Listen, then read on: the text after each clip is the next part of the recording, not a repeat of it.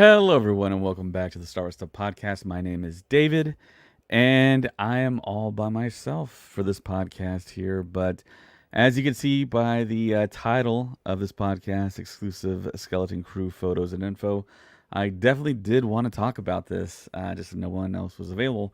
So, yeah, photos, a couple of photos dropped today, exclusive to Entertainment Weekly. I think we've all seen them by now, and I'll put them up during the video when I read a couple of articles here. But yeah, I definitely did want to talk about it. I think people want to, are very curious about Skeleton Crew.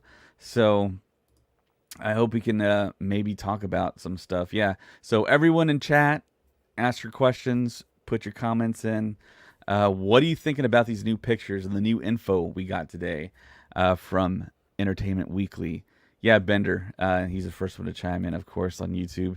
He says, "Hey, David, just you today?" Yep, it's just me today. So I really wanted to talk about this and get people's thoughts and reactions to what they got. But before we continue, like we always do, I definitely want to give a shout out to all the awesome supporters out there on Patreon. And we start off with, of course, Darth Ace One, Liam McCallion, Chris Simpson, Kevin Leininger, Devin McCaffrey, Drew Peters, Zach Netzel, Maya Morris, Makatal Tala, Adam Haber, Brad Mackey, Front Row King, and Darth Beard. Thank you so much for all your awesome love and support. I think about you guys all the time. Thank you so much. And on with the big story of the day. Skeleton Crew photos dropped. Bender says he hasn't seen them yet. I'll post them up here on video in case you're watching.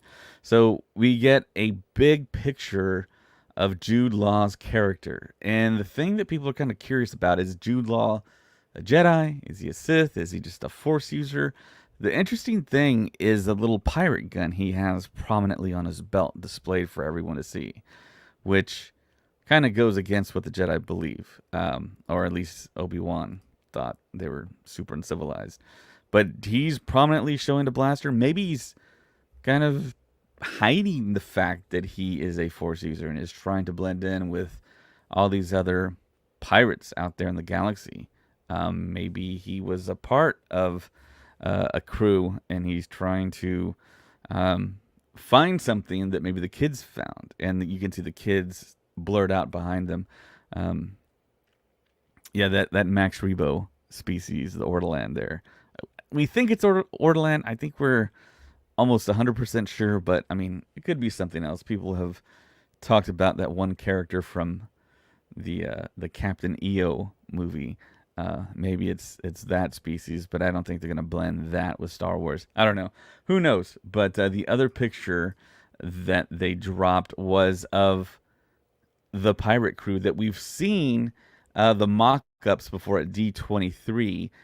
From left to right, you see Vane, who we saw in the Book of Boba Fett, along with Salad the Hutt there, along with a character that wears the device that Lobot wears around his head, and he has other electronics on his body. He has like almost like a viewfinder over his right eye and like a chest plate. And if you're of a certain age or you like to watch old sitcoms, that's actually Jaleel White from Family Matters. He played the cultural icon Urkel in Family Matters.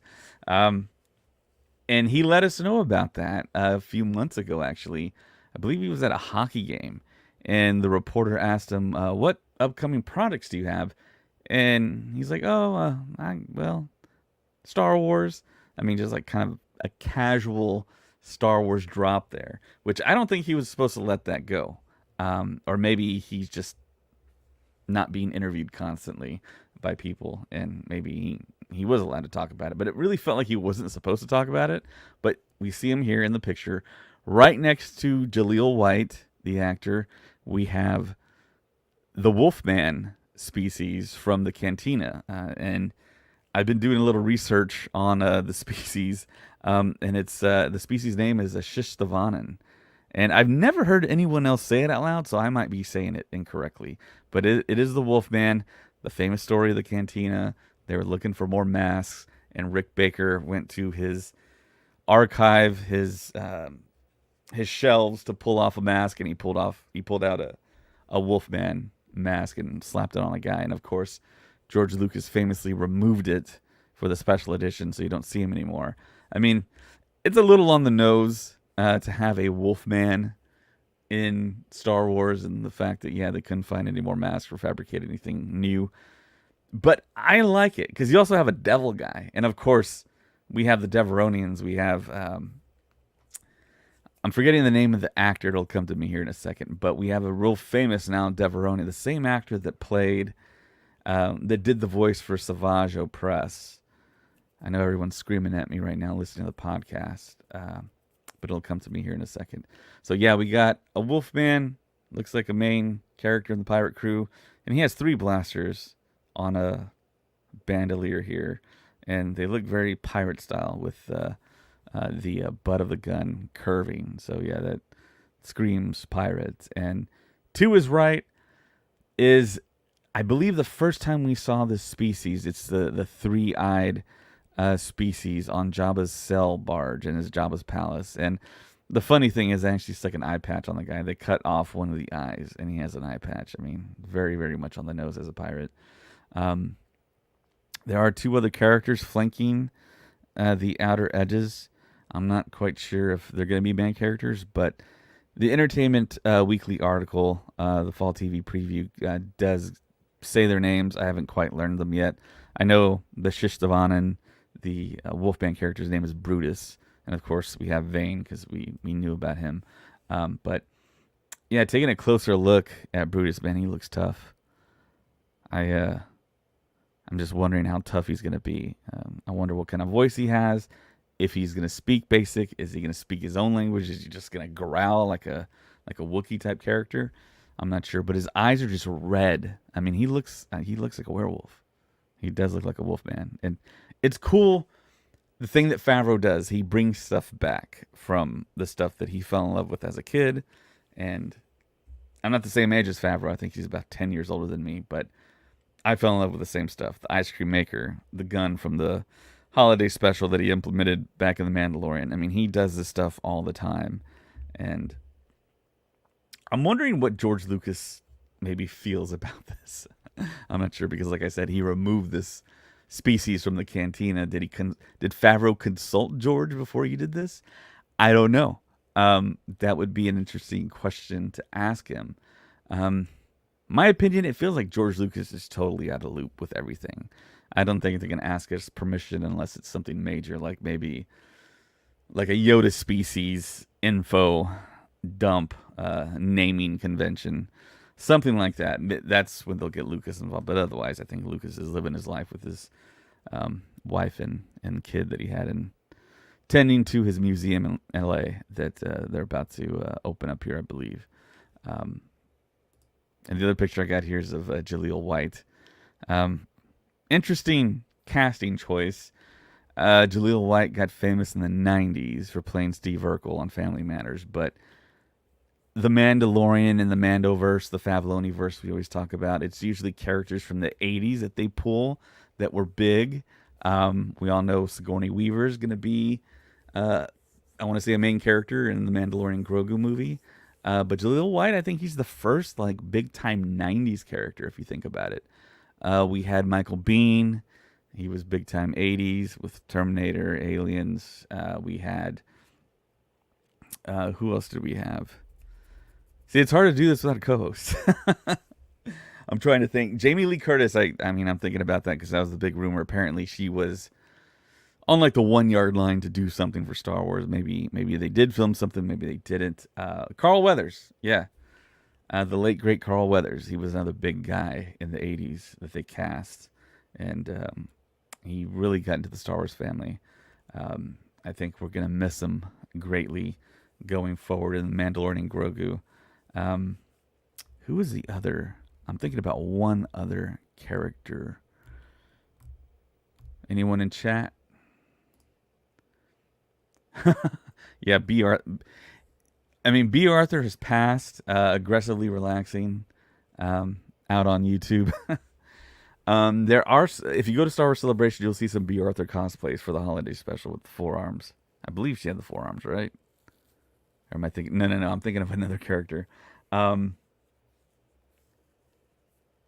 Bender says that's an offhand holster. You can draw slightly faster, I think. Yeah, good observation. Yeah, I mean they're pirates. They're looking for stuff to pirate. But yeah, I wanted to read a couple of articles here. The main one from Entertainment Weekly is interesting, so I'll go ahead and give that a read.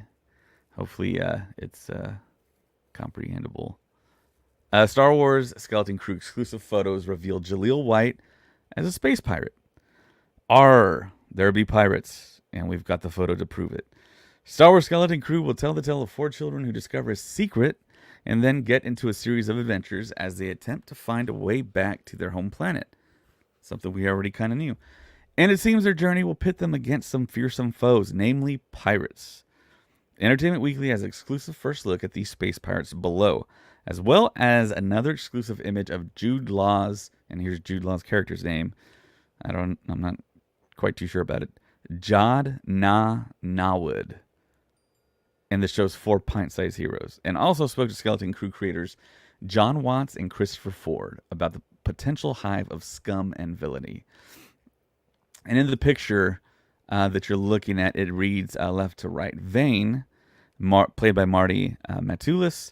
Gunter, played by Jaleel White. Brutus, Fred Tata Shori. Not sure if I'm pronouncing that right. Performance artist Stephen Oyoung. Pax, performance artist Mike Estes. And Chelt, I don't know, Dale Souls, in Star Wars Skeleton Crew, and the photos by Lucasfilm. Those are pirates, confirms Ford of the photo subjects above that you can see on my screen, space pirates. And not just any space pirates, but that is none other than Urkel himself, Jaleel White, looking vaguely cyborg-esque as Gunter. To the left of Gunter is a pesky character Star Wars fans may recognize, the unsavory Vane, played by Marty Matulis, who gave Din Djarin and Greef Karga such a hard time on The Mandalorian. Rounding out the not-so-merry band of pirates, to the right of Gunter is Brutus, the Shistavanen, voiced by Fred Tatasciore, and played by performance artist Stephen Oyoung. Pax, performance artist Mike Estes, and Chelt, I don't know how to pronounce that. Orange is the New Black's Dale Souls, with Skeleton Crew taking place in the same time frame as shows like The Mandalorian, The Book of Boba Fett, and Ahsoka. We knew that. After the fall of the second Death Star and before the rise of the First Order, we assume that as well. That means that there is a lack of what one might call Imperial enforcement. Naturally, that allows nefarious forces to thrive. With the era we're in, we're kind of getting to play with that lawless thing, says Ford. The Empire is gone, and so we're playing with a part of the galaxy that has a resurgence of piracy. Pirates played a role in Season 3 of The Mandalorian as folks like Gorian Shard, who sailed the Hutt, and Vane created chaos on Navarro. Now it appears we will meet more unscrupulous characters of the same ilk. Pirates are talked about so much in Star Wars, Ford notes. People would call Han Solo a pirate, and he'd be like, how dare you? And we've seen some awesome pirates in the animated shows. So this was something where both executive producers Dave Filoni and Jon Favreau were really excited to do more pirate stuff. Exploring the edges of wild space is something that co-creator John Watts is excited to do. Not just due to his love of Star Wars, but also because of his love of certain LucasArts video game series that dates all the way back to 1990. I'm also a big fan of Monkey Island, says Watts. That's also classic Lucas. So somewhere between Star Wars Pirates and Monkey Island Pirates, I think we found our sweet spot. And there's a picture in the article of Jude Law's character, which I'm not digging the name. Jod Na Nawud, played by Jude Law, KB, Kariana, Crater, Wim, Ravi, Cabot, Conyers, Fern, Ryan, Kira, Armstrong, and Neil, the Ortolan, Robert Timothy Smith, and Star Wars Skeleton Crew. Finding the sweet spot was something Watts and Ford were looking to do for a series as a whole, as they created an entirely new world within the already pre-existing one of Star Wars, a world with certain rules that can't be broken. And I love this part of the article here, by the way. What's great about working at Lucasfilm is that they'll let you know if you've gone outside the boundaries, Watts says. Dave Filoni is our goalkeeper. And that's something I always kind of thought of. If you make a Star Wars film, at what point do they jump in? Is right away? It would have to be right away. I would assume if you create something You're told you can make the project, and then of course you have to build up what the story has in it, and then when does the story group step in? And it's interesting that they don't mention the story group here. It's just Dave Filoni. That's another kind of key thing. And Watts means that literally of the creative visionary overseeing the Star Wars streaming galaxy. He actually is a great hockey player, but he's also a figurative goalkeeper. We will come up with the ideas of things that we like, and then he'll be like, actually, maybe it's this, or, oh, we already did something like that somewhere else. And yeah, that's what I would totally expect. And I mean, it sounds like he's just going off of memory, you know? He's just got all this stuff locked in his head. And you always end up with a bunch of other episodes of Star Wars to go watch and things to go read. And it's good. You feel like you can safely explore things creatively without making some huge canonical mistake, which would be very comforting, I think, to these filmmakers, any future filmmakers, to having like a Dave Filoni type or Leland Chee or Pablo Hidalgo. Adds forward, and he gets both sides of that because he did that mentoring under George Lucas, so he gets that thing of, I want to make a whole new kind of Jedi, and then someone being like, okay, hold on. A lot of people have thought about this. Let's do this the right way, and it's so helpful. Even when it comes to pirates. Star Wars Skeleton Crew premieres Tuesday, December 3rd on Disney+. So I got some thoughts about that, actually. That whole piece right there. Okay, hold on. A lot of people have thought about this. Let's do this the right way, and it's so helpful. To me, that goes back to when Dave Filoni went to George Lucas and had his own ideas for creating Jedi, and George Lucas basically shut him down and said, no, that's not how we do it, and that's not how Star Wars works. So that's what's jumping out to me about that. I think for other people, and I'm about to read another article that addresses that part of it, they're thinking that there is going to be a new type of Jedi. I mean, there very well could. I don't know. I don't know the details of it, but it feels like more to me it's the thing where Filoni went to Lucas and he was like, let's do this. And Lucas has joked about it in the past and said, we got rid of all of Dave's bad ideas. I think people are thinking about the bad ideas. And early on, I always wanted there to be great Jedi. I thought that'd be a cool concept, but it goes against Jedi. You're either Jedi, light side, or your dark side. There's no in between. There's no middle ground. But even though you can say, yes, there is a middle ground, but the official thing, there is no such thing as great Jedi. Looking at the chat here, aggressively relaxing, says she had a shift at the cantina. I think he's talking about B. Arthur still. And Bender says, when is the show taking place? Prequels or original trilogy? Right after Return of the Jedi and the Mandoverse, the Favloni-verse. Right in there with Ahsoka, the Mandalorian, and Book of Boba. So we can all see these characters maybe in the Mandalorian Grogu. Who knows? So that's Entertainment Weekly's article. So there is an article on Screen Rant that I want to read with a slightly different take and view on all this stuff. So their article, it's entitled, New Star Wars Photo Teases Jude Law as a Whole New Kind of Jedi. See, I don't think that's accurate if they kind of keep in line with what George Lucas taught Filoni, but we'll see. I personally would like to see a new type of thing, and that's kind of what we all got excited about with The Last Jedi. It felt we were going to get like a new type of Jedi and a new academy and a new way of thinking and a new school, and didn't happen, of course. The article states new images of Jude Law's character in Star Wars Skeleton Crew have been released, and they prove he'll be playing a completely new kind of Jedi, which I don't agree with. I don't think it's gonna happen. Jude Law will play Jod Na Nawud, and if you look at the name, I mean the names all mean something in Star Wars. Jod Na Nawud, Jod space Na space Nawud. So Jod, what could that name be in reference to? I think that's maybe a play on the word God, and then Nawud. Na, like a slang usage of no. The wood part, I don't know. I mean, wood, you go back to, like, to me, I think that's like earth, you know? That's nature. That's something natural. And like, if you interpret it, the name Jod Nan Nan Nawud, I think I included an extra non there, but so God not natural. So maybe he's impersonating a Jedi. I don't know. Just theory.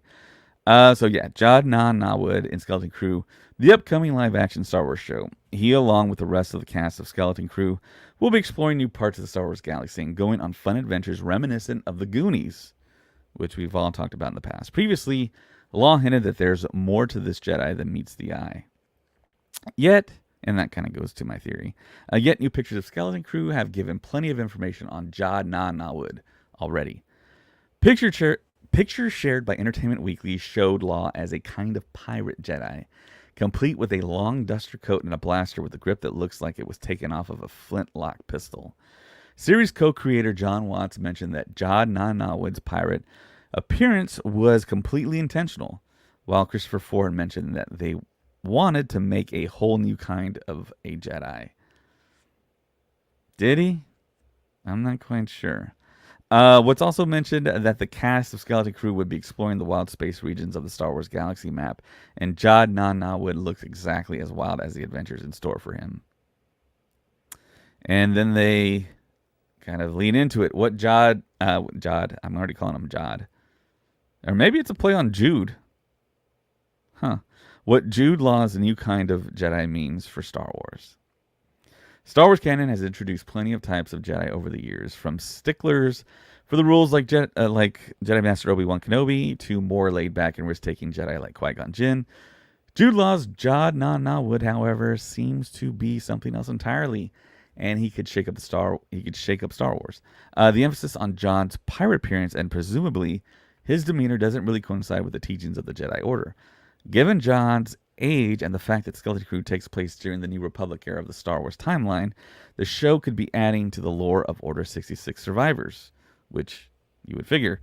If Jod Nan Nawud was a survivor of Order 66, then Skeleton Crew could be showing a darker path for former Jedi than anything else in Star Wars previously has, which I think that's what we want to see. That's another slam dunk idea. Show us the Order 66 aftermath with new Jedi we've never met. Bring in Cal Kestis. He's beloved universally. I mean, he is a professional actor. Bring him in.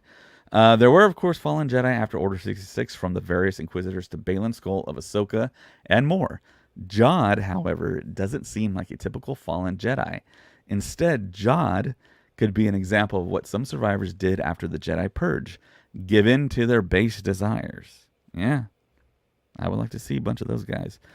Pirates famously covet money and riches, and Jod Nan Nawud could be proof that without the Order, some Jedi sought those treasures out for themselves. And there's also a title in here, we'll finally get to see a Jedi use a blaster, even though that's kind of misleading. Setting aside the potential for Jod Nan Nawud to introduce new Order 66 survivor lore, Jude Law's Jedi has another unique opportunity.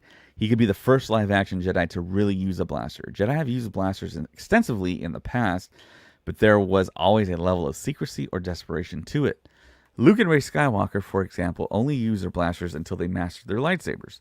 Jedi like Ezra Bridger and Cal Kestis used their blasters to give them an edge they needed to survive. Likewise, Obi-Wan Kenobi only used one for secretive missions or for his very survival.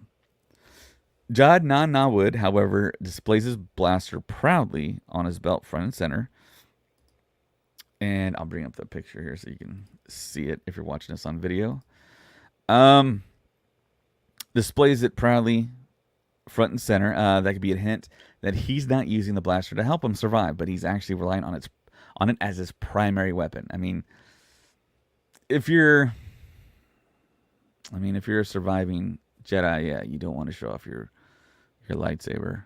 In any case, Jude Law's Jod Nan Nawud seems to be a very unique Jedi, and Skeleton Crew is already looking like a very unique Star Wars show. And of course, we all know it's the second most expensive TV show of all time after Rings of Power on Amazon.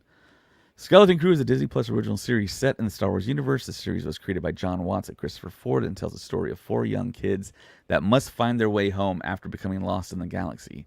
The story takes place during the same time frame as The Mandalorian. So there you have it. So Bender on YouTube says it would be cool if the show took a spaghetti western take on the Star Wars, like Mando season 1. Well, I think we're gonna get the whole Amblin Goonies thing for sure now. Every article that's written, the feel from the trailer. I mean, we went straight to the suburbs. We saw like bike riding essentially. It just had that Amblin feel. I don't think they're gonna go space. Maybe in the parts with the pirates. I mean, that could make sense. Anna on YouTube says, have you seen that the actor who played Steve Urkel is going to be in Skeleton Crew? Joined late, so I may have missed it. Yeah, we just kind of detailed Jaleel White. We showed a picture of him front and center there. And yeah, he's got kind of that same device on his head that Lobot did in The Empire Strikes Back. And he kind of let the cat out of the bag months and months and months ago. Skeleton Crew actually started filming September of 2022. So it's been years since they started filming this. And of course, with the strikes and the pandemic and all that stuff, there's been this massive delay. And apparently, we were supposed to get Skeleton Crew before we got the Acolyte, and now it's been flip flopped. So yeah, it's an interesting thing. It gives them more time to iron out, I don't know, story wrinkles, to do reshoots, to do pickups, to work on the CGI, make it better. Second most expensive TV show of all time. It looks very cinematic. It looks like there's a lot of money that's going to be on our TV screens. Hopefully, I'm pretty sure they'll do a thing where they invite us to the theater. We can watch the first 2 episodes or whatever. But going back to Disney trying to make money, it's kind of interesting that they don't put these TV shows in the theater, and we can kind of go full circle and return to the theater and watch these episodes like George Lucas did as a kid, how he watched all the serials as a kid, and that's kind of what inspired Star Wars for him. Some inspiration there.